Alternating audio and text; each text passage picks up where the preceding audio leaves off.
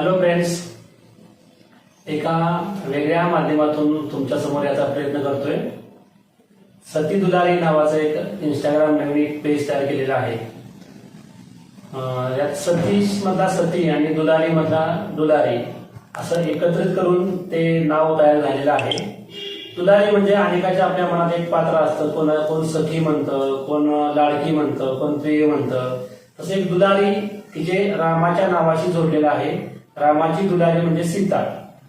तसं एक दुलारी एक नाव मला खूप आवडलं आणि त्याला माझं नाव जोडून सती दुलारी शब्दातील मन असं एक पेज तयार केलेलं आहे.